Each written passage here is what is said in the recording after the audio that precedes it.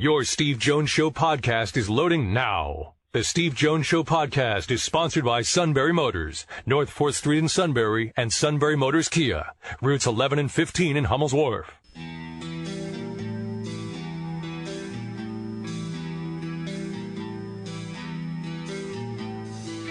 Sports talk where your voice counts. This is the Steve Jones Show on News Radio 1070 WKOK.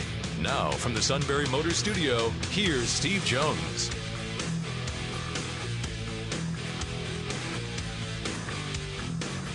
Sunbury Motors, 4th Street in Sunbury.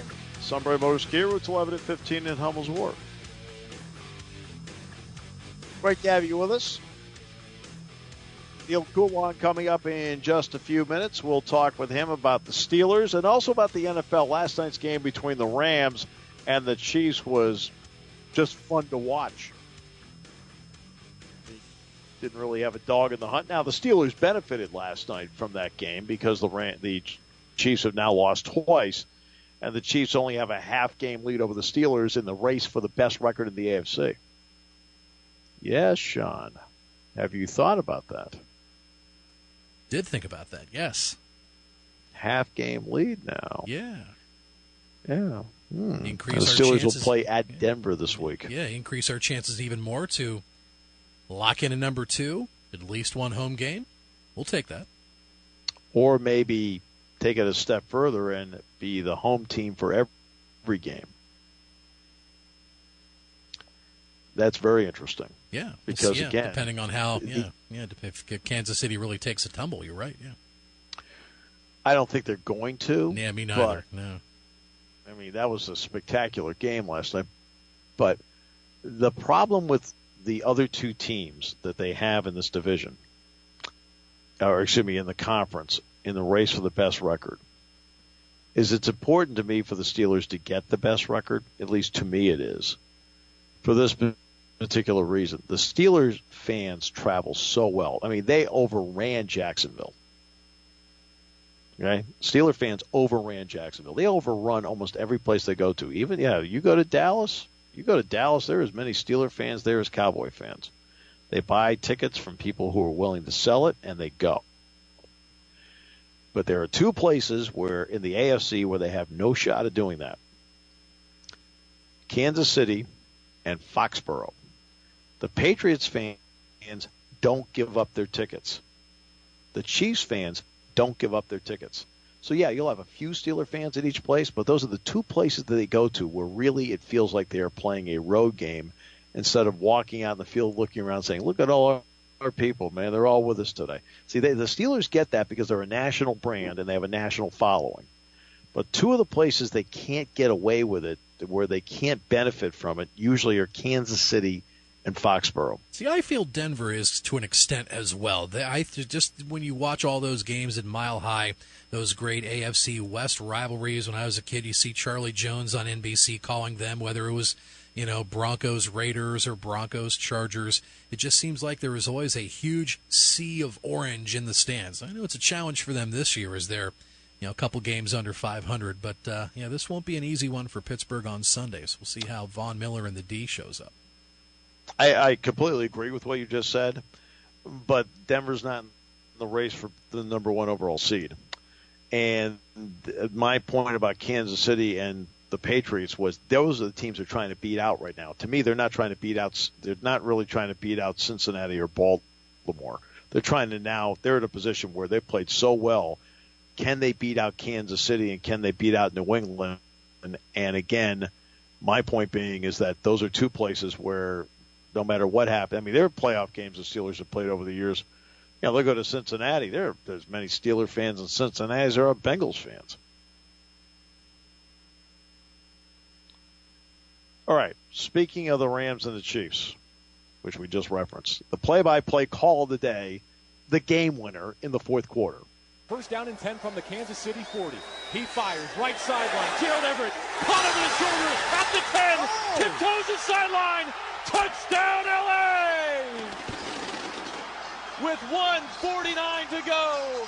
A 40-yard strike from Goff to Everett. And the Rams are back on the high side. 53-51. Final was 54-51. And what's interesting is you heard the fireworks in the background. I think they were almost out of them. I don't think we have enough. I thought the game was fun. It was just fun. The NFL is an entertainment medium. I mean, it's fun. I mean, I know it's a sport. It's competitive, the whole thing. You got to root for your team, but it's still entertainment. That game was entertaining last night. And with that, we bring in from USA Today, Neal Coolong. Neal, welcome. It's great to have you with us. It's great to be here. Thank you. I appreciate talking to you. It's about 35 degrees outside, overcast, snowed a little bit. It's nice. It's gorgeous here. It's 86 here. But must be rough. But if it makes you feel better, I'm in the hotel room doing the show. So, well, there's that. I kind of assumed that you were trying to go to the Rams Chiefs game, and that got canceled there. You just kind of tell your bosses, well, we already paid the tickets, booked the hotel. I'll just do a show down there. How's that? You know what? Dick Girardi and I were talking about this the other day. We were kidding around, but we said, gee, if we tried to go to the Chiefs-Rams game in Mexico City, we'd probably get about 30 minutes outside. They would take our money and they would leave us off to the side. It's like, who are these two people? Get out of here. We never find our way back. We'd have no shot. All right. The Steelers are not just playing good football. They're starting to border on playing some great football. It takes a confident team to do what they did on Saturday. Was that the next step for them to show that kind of confidence in that situation on the road? Yeah, I think in a lot of ways it was kind of, throwing the monkey off their back simply because, one, obviously was a team that tormented them probably for the better part of 11 quarters in the last 12 that they've played them. And on top of that, they didn't play a good game. I don't think anybody can really say that top to bottom there was a guy in that game that played absolutely outstanding the entire time. They had issues with the run defense. I don't think their plan going up against the Jaguars was exactly in line with what they probably should have expected, considering the results of the last two times they played them. Roethlisberger looked rusty, to put it mildly, for most of that game. But they put it together when they had to, and that is the mark of a good team. And to your point, one that is starting to grow in confidence, starting to really put everything together. And it's a long way from where they were the first probably 3 drives against Kansas City so long ago. For them to have made that turnaround, it definitely speaks to everyone kind of putting their hand on the pile and trying to make things move. They've come a long way from where they started, and I think that's really sort of the trademark of Mike Tomlin's teams over the last couple of years. Probably 5, 6, 7 years.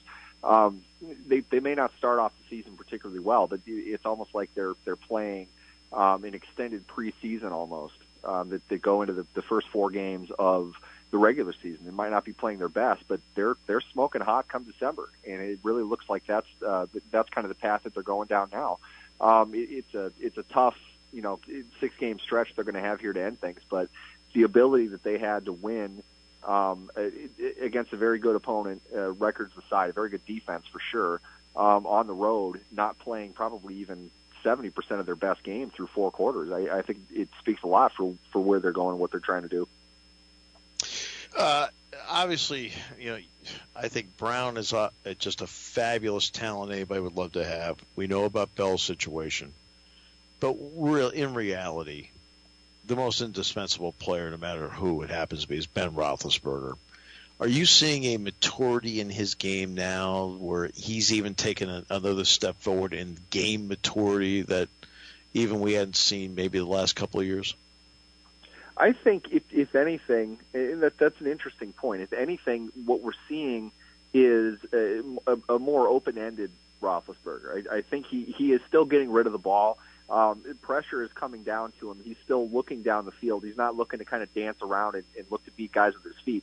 He's looking to release the ball. But more than anything, I haven't looked at the numbers, but it almost seems like he's more,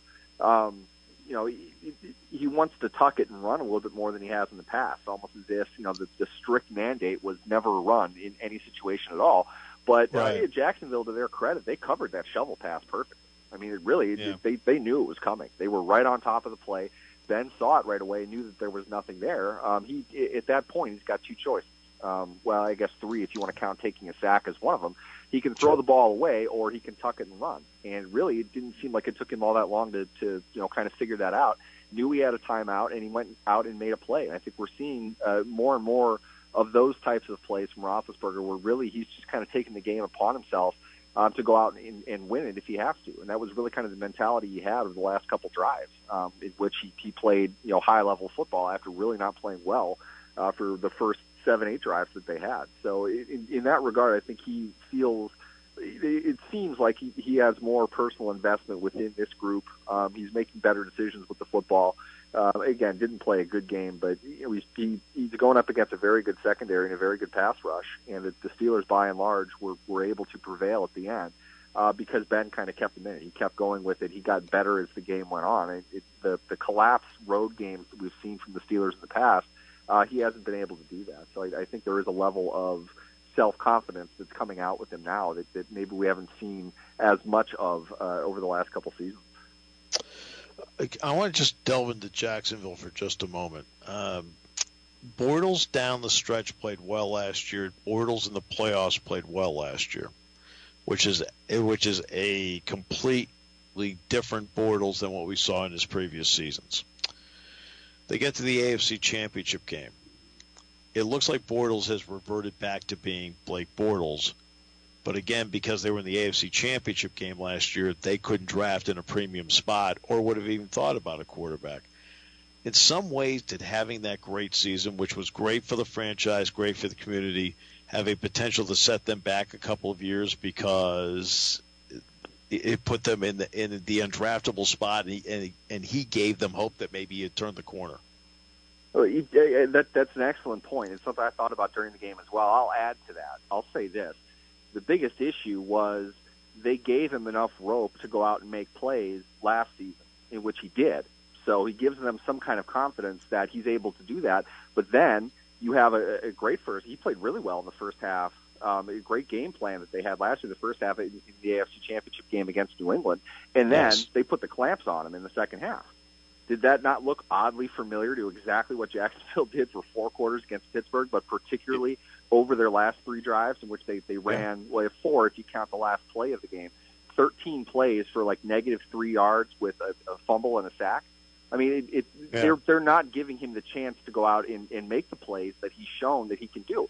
That's in no way, shape, or form advocating Blake Bortles. The contract that he got is just the going market rate for a starting quarterback. There wasn't really anything else they were going to do unless they wanted to say flat out, we're done with him. I don't think they were at that point. They got kind of forced to stay with him, but they're not helping themselves either. But overall, I think the biggest issue with the game plan they had yesterday was it was as transparent a game plan I think I've ever seen in the NFL. They had no desire to ever throw the ball because they can't protect their passer. I mean, I don't know. You've obviously seen everything there is to see in college football. I would never expect something like this at the NFL level, but have you ever seen a game in which a quarterback dropped back 18 times and got sacked 6? I mean, that's insane. Could you imagine if a team had that rate throughout an entire season? They'd have over, I can't do the math on top of my head, but probably 140 sacks. I mean, it's nuts. That's how bad they were. So it's like you can see where it's coming from. I don't know how much is really on Bortles versus what they have going on in terms of injuries and general pass protection. That's going to kill them more than anything else, and that's as much a reason why they're on a 7-game losing streak as anything else. No question. I've got to ask you about the Chiefs and Rams game last night, Neal. It's the first time in the history of the NFL that a team has scored 50 or more points and lost. Yet I found, my personal observation, was that I found the game to be incredibly entertaining because the defense did just enough to make you think like there was one out there scoring 3 touchdowns the way they did last night. How did you look at last night's game, and what do you think it did for the NFL?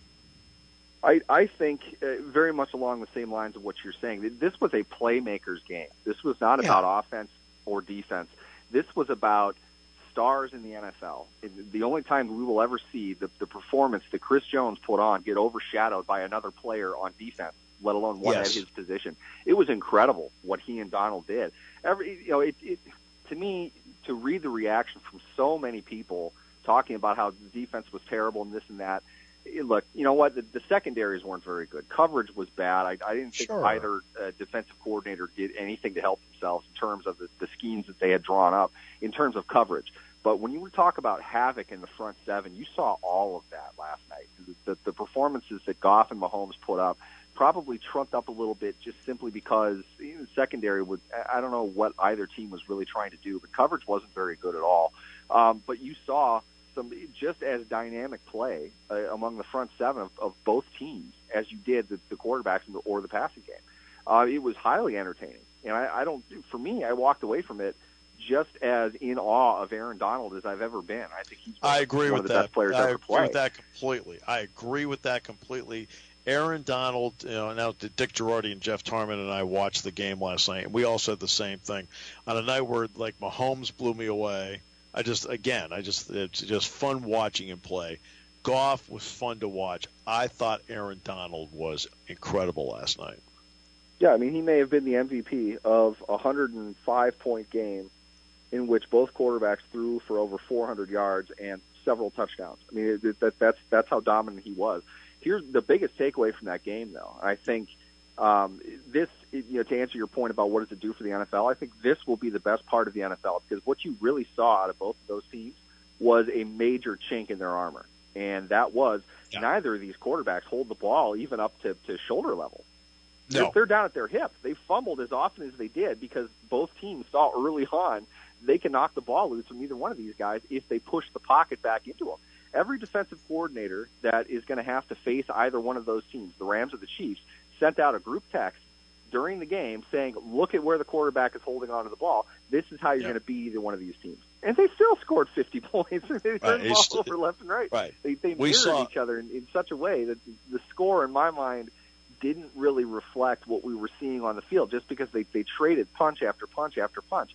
It was phenomenal to see, but I think overall there are a lot of people that are going to break down film of that game, and you're going to see both of these offenses get much more of a challenge than they've gotten up to this point in the season. I think the other part, too, is I saw defenders, what they did last night. They took a page out of the Lawrence Taylor handbook where you can't see me, but here comes my arm, and I'm gonna go down with all the force I have on the arm that has the ball. And I think that made a big difference. Yeah, exactly. I mean, you look at Donald's second sack. Donald didn't even try to hit Mahomes' body. Didn't even try. That's right. He just threw both of his arms out and just basically put a jacket on him. Like, I'm going to take the ball away. You may or may not go down. I don't care. But the only way to beat you is to get the ball out of your hands. So, and have it not moving down the field at a high rate of velocity. They had to force turnovers, and Donald did that. It just goes to show why he's making the amount of money that he's making. And obviously he stripped them once earlier, but he learned from that. He saw exactly what was going on. Mahomes has the ball at his hip. It's way too low. Neither quarterback was used to being pressured the way that they were in 3- and 5-step drops. Both defenses did a great job of pushing the pocket forward, not wasting any time. They had to basically beat two light-footed quarterbacks to a short spot behind him. That's where he's going to release the ball. That's where they do all of their damage. Both Jones and Donald are in perfect position to prevent that. That's why they were able to make the plays that they were able to make. Both of them kind of had the same mentality. We've got to get the ball out of the quarterback's hands. It's not just about a sack here. We've got to cause turnovers and we're going to win. Yes, and the NFL is obviously it's a sport, and it's obviously about winning. But the reason the NFL has an opportunity to succeed is that it's about entertainment. That was an entertainment game last night. Yeah, I agree 1,000%. It really it did not smack nearly as much of terrible defense as people are making it out to be. It was a playmakers game. Guys just made plays left, right, and center. You know what the real difference was? Obviously, I'm not being literal about this, but 3-and-outs were non-existent. 1-yard rushes were non-existent. You didn't see wasted drives or plays. They maximized everything they possibly could out of every single offensive snap that they had. Something bigger than a 1-yard gain happened on pretty much every play in that game. I don't think we've seen anything like that before. And we saw only one false start all night. Yeah. The penalties were all down the field. They were aggressive penalties. Some of them were really kind of questionable calls at best from the all-star crew that apparently we had. But it really left you walking away from it thinking, I had no idea who was going to win this game until the clock expired, and I don't have an off-the-field reason to hate this game, to hate any of the players involved, to hate anything that happened. This was just pure dramaless, off the field dramaless football. And it's been a while, I think, since we've really seen that in a primetime stage between two excellent teams. Nobody really screwed up per se. It was just, guys made plays. Guys forced other guys into mistakes, but you really didn't see sloppiness from either side, with the exception of coverage. Kind of made up by the fact that they're cracking off 20, 25-yard games every time they touch the ball. It's kind of fun. Yeah, a lot of fun. Back to the Steelers to close out. They play at Denver. What are your thoughts on this matchup?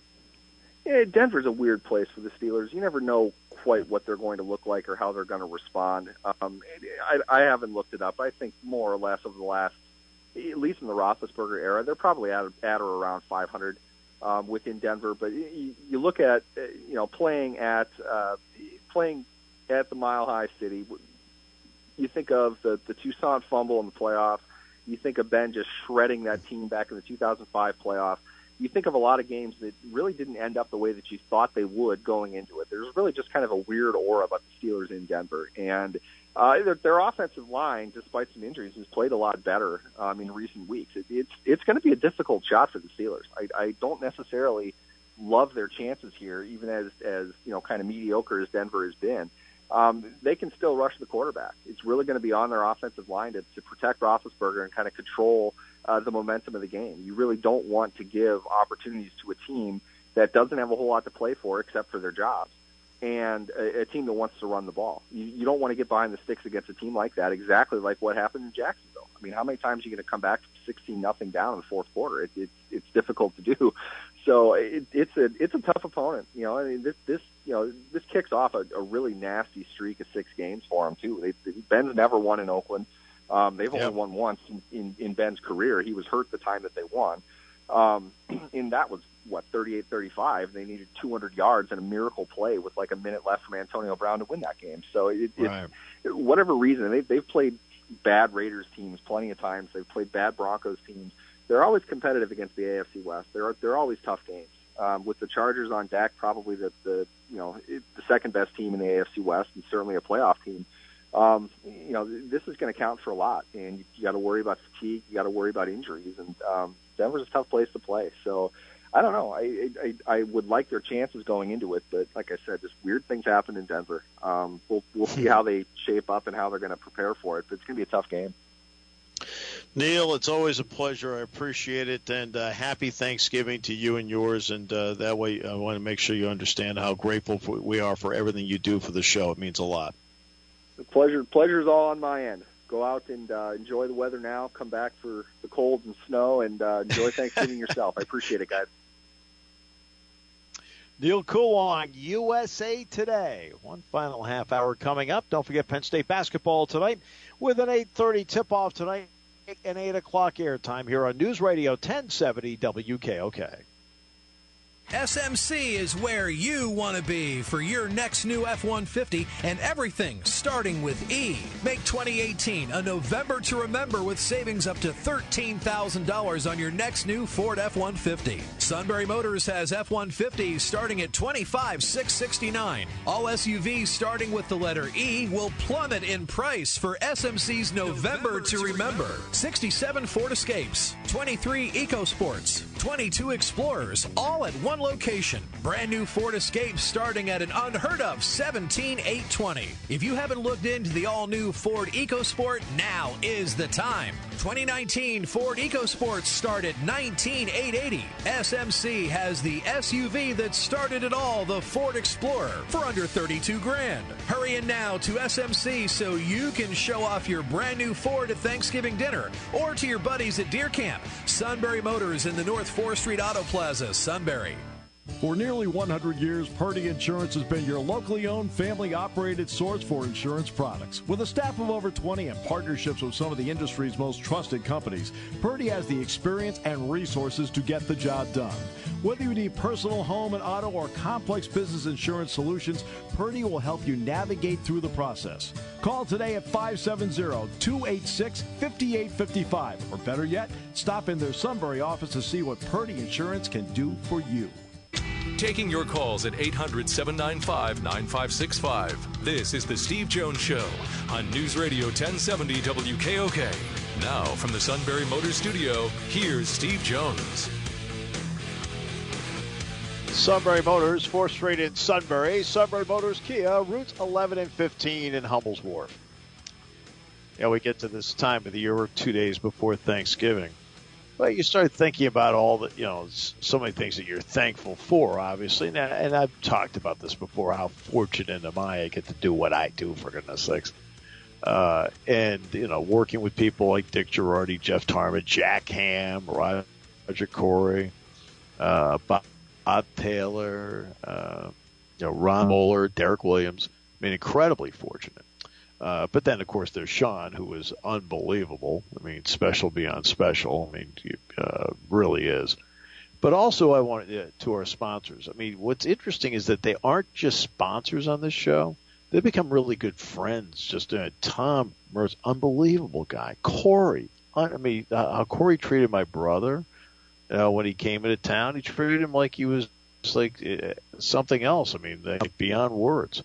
Adam Purdy. The entire Purdy group, Steve Engel, everybody over there, this all, really, you feel really fortunate that you're able to be with and work around people who are just really good people. Really good people. So I want to make sure I mentioned that before we kept going here. As the Steelers are at Denver, I can hear the fear in your voice already. Well, I can hear it. He gets 6 in a row, going for 7, and it's another team below 500, and it was the same kind of vibe I felt going into the Jacksonville game. Okay, they're going to stub their toe somewhere down the road, but you kind of wonder if it's going to be here or if they're really going to get into the intense portion of the schedule next month when they have to take on the Chargers and then the Patriots, and then the Saints right before Christmas. He's just this fear. No. I hear fear. But I will say this, though. I mean, it will be cool if the Steelers can continue to win out and the Saints continue to run out. How phenomenal will that game be right before Christmas? Down in the Dome. Yeah, what date's that game? That is the Sunday. That'll be the 23rd. That'll be the Sunday before Christmas. Steelers at the Saints. Oh. Yeah. Well, I love that. Then I'll be watching that. I'm not going anywhere in the 23rd. I feel good now. This is good. That's a great game. Yeah. I love it. All right. That's the 23rd, huh? Yes. That's going to be what's phenomenal is the Saints are not just playing really good offensive football. What you expect? I mean, any team that has Drew Brees at quarterback is going to play phenomenal offensive football. But they're playing great defensive football. Terrific. Yeah, that line's legit. Yeah. Yeah. I agree with you. They're playing really, really well. So I give them a lot of credit, my man. Yeah, Michael Thomas, though, he's turning into an instant flat-out star for the Saints. I think this is the flashiest wide receiver they've had for the Saints since Colston, a little over a decade ago. Yeah, I would think so. Yeah, I think he's been really good. Yeah, I think Colston was like a 7th round. I thought he was really good at Ohio State. Yeah.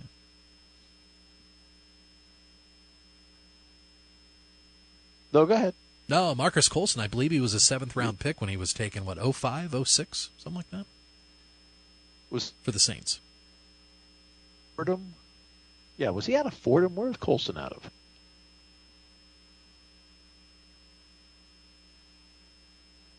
That's a good question. Yeah, look that one up and see. I thought he was from, if not Fordham, then some other small school I thought up in there. We were like, oh, wow. Like one of those, like, where'd they get him from?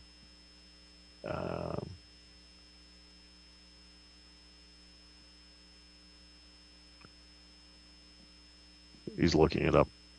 I can tell. My little internet machine's running a little slow today. Just do what I do. Hit the thing on the side. Yes. Okay. That ought to do it. Yeah, perfect. It's just the noise management wanted. As long as you and I stay connected. Well, I'm using a different Just the noise management one. Well, I'm using a different computer for you and I to stay connected. So. Oh, goody. Goody gumbo. But I thought Colson was from a small school. Like, I was like, not like, like what Chris Hogan did when he left Penn State. He went to Monmouth. But I didn't think Colson was from a big place. I went to Hofstra. Yeah, okay. All right. So I got the right area. Yeah, he went to Hofstra. Okay. Mucho cool. Good for him. Yes, 7th round pick, 2006. Wow. Okay.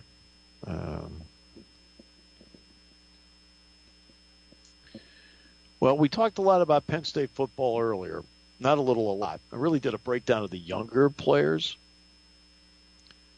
on the team and what they mean to the future. And I did that earlier by talking about the seniors as well. I did watch the Maryland video this morning. I just watched the offense. I'll watch the defense later. I'll watch them tomorrow. They do a lot of look at the hand. A lot of motion. They'll jump linemen and put them into an unbalanced line. They will put McFarland. You got to watch where McFarland is all the time, because McFarland, they'll bring in Fleet Davis or they'll bring in Leak to be the tailback, but that doesn't mean that McFarland's out of the game. That means that he could be on the wing, and they love running jet sweeps with him off the wing. And he has fabulous instincts, not just the speed, but he knows how to be a running back. He's really good. He has really good running back instincts, I think. He's not just a speed guy playing out there. And that is Pigram throws the deep ball actually pretty well. What he doesn't do well is he's not really accurate throwing the shorter medium pass. For whatever reason, he's not. But when it comes to deep ball, he actually can lay the deep ball in there. He's not that bad. So you have to be aware of that, the fact that he can and does do that. But that's what I saw. Their offensive line is obviously very good run blocking line, and Farland reads his blocks well, but they are not a very good pass blocking line. It goes back to what I've talked about. I know it's a broken record with me sometimes, and it hasn't panned out in every game this particular season. But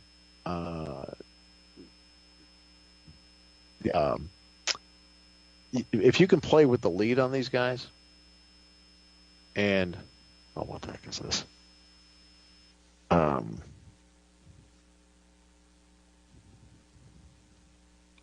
If you lead on these guys, it makes all the difference in the world. Because if you can put them behind and force them to where they have to throw the ball and think about possibly abandoning their running game, then it does become an issue for them. It really does. Great. My ESPN thing now is all in Spanish. That's really great. That helps a lot. What did the website already automatically convert over to Spanish without? Well, it just did it on its own now.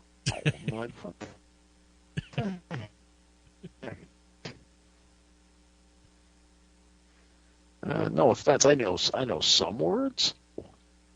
It's got to be an area where like language. It's being pot center. That's much. Everything else. What a mess. May have to download over again, start over. But all of a sudden they just started coming in. You know what the problem is? An ad came up and I just X'd it out.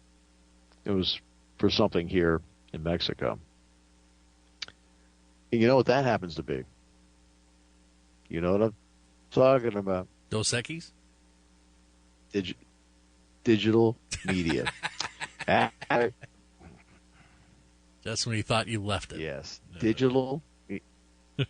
It's just, to be honest with you, how many of you out there feel like you're haunted by it? All right.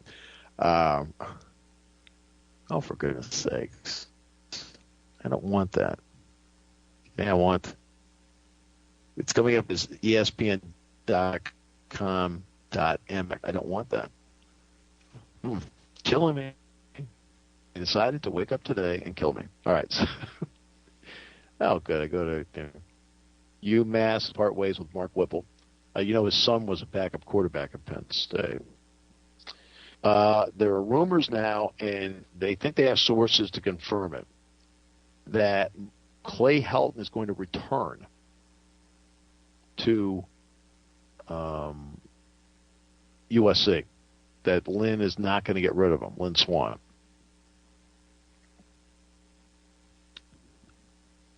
Interesting.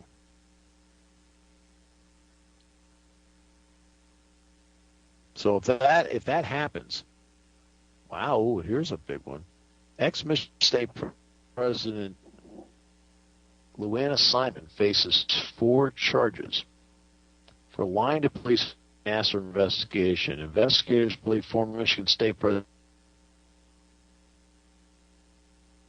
K. Simon lied to law enforcement. The school handled former Larry. Simon was with 2 felony counts and 2 misdemeanor counts of lying to the Michigan State Police, crimes that could land her in prison for a maximum of 4 years if she is convicted. She served as the university president for 13 years before resigning under pressure the day Nassar was sentenced to up to 175 years in prison for sexually abusing his patients, many of them on the Michigan State campus. Shortly after Simon's resignation, the state attorney general appointed a special investigator to look into what officials at Michigan State knew about Nassar's crimes. The warrant for Simon's arrest says she knowingly made false statements to the state police when asked whether she was aware of any investigation involving Nassar before 2016. The school's Title IX office and the university police department both investigated a sexual assault complaint made about Nassar in 2014 and did clear him of wrongdoing. Simon allegedly told police that she was aware in 2014 that there was a sports medicine doctor who was the subject to review. In fact, she knew it was Larry Nassar who was subject, according to the warrant. So, third Michigan State official charged with crimes as a result of the investigation, former gymnastics coach Kath Cleggs was police. William Strample, Nassar's former boss, as dean of the medical school, was charged in March with neglect of duty along with other crimes that weren't related to Nassar's conduct. Both Cleggs and Strample resigned their positions at Michigan State prior to being charged with those crimes. Several survivors of Nassar's abuse criticized Simon for what they say was a defensive and callous reaction as the details of what happened on the Michigan State campus came to light throughout 2016 and 17. In her resignation this past January, Simon blamed her forced departure on the tragedy being politicized.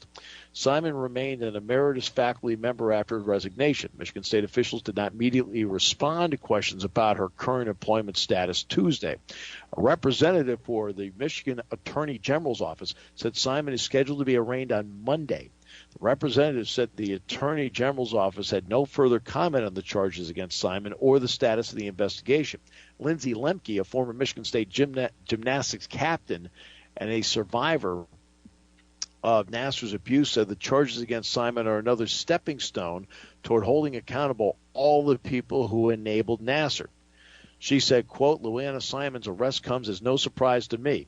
It has been very clear that she has always tried to hide from this situation and only protect herself, and now we know why. Wow. That's a big one right there. That is a big one.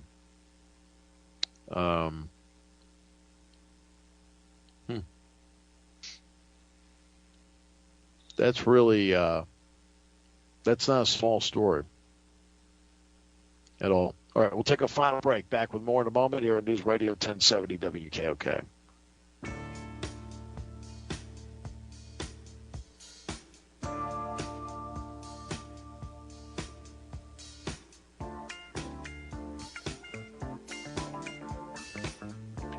All right, we come here. Great to have you with us on the show today. Tonight, the Nittany Lion basketball team will play Wright State here in the Cancun Challenge. Wright State, of course, out of the horizon. 4 starters back from a team that knows how to get to the NCAAs. And, look, that'll be tonight at 8:30. We're on beginning at 8 o'clock. As I mentioned earlier, if Penn State had everybody available tonight, I think they would be the favorite to win this tournament down here. They don't. Mike Watkins is here, but he's not going to be available to play tonight. And so, against a good team with a good point guard in Cole Gentry, Billy Wampler up front, really good player. Loudon Love, a good rebounder, can block a couple of shots. They do have a good-looking team, no question. But so does Penn State. I do not expect Rasir Bolden to go 0 for 10 tonight or 0 for 6. And if he hits one shot, including the layup at the end, he hits one shot against DePaul, guess what? Penn State wins the game. Doesn't go to overtime. So, he had an 0 for 10 night, 0 for 6 and 3s. He's a much better player than that. We all know that. He's got quicks. He's got a really good shot. So, interesting. Okay. Tomorrow we're going to have a beat writer on from Maryland, from the Washington Post. And she'll join us to talk about Penn State and to give us what Maryland has been through this year, how everybody's handled it from Matt Canada to the players. I think it'll be a fun, fascinating interview with her, and I think it'll be very informative. So I'm looking forward to that tomorrow. So that will be tomorrow's show. And we're looking forward to that very, very much. So the first day of hunting season is Monday, isn't it? That's correct, yeah. And first day of bear was yesterday here across the state. Okay. Yeah. Well, I can see Elmer's suit going out right now. He's very, very quiet. Yeah, yeah.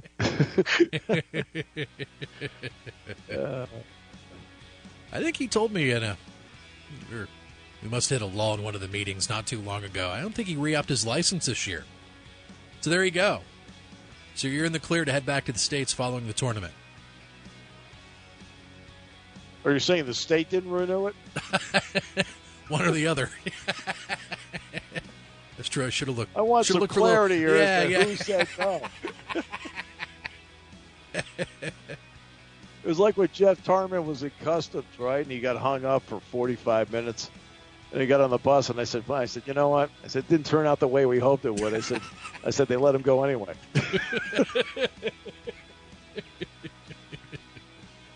We'll talk to you tomorrow. We'll talk to you tonight at 8 o'clock. You're listening to News Radio 1070 WKOK Sunbury. You can hear us anywhere in the world with the Sunbury Broadcasting Corporation app.